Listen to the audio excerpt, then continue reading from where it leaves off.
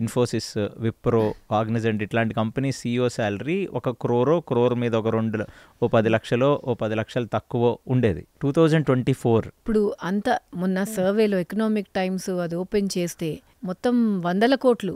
అంటే మేబీ ఇప్పుడు ప్రతి CEOకి నాకు తెలియదు TCS CEO ఎంత ఉంటుంది, అది కూడా 40 కోట్లు అయితే మినిమం ఉంటుంది.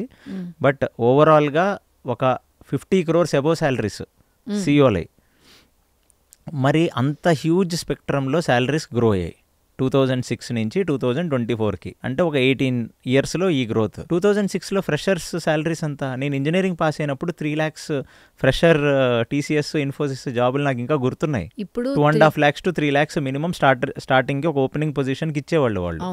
ఇవాళ ఎంత ఉంది?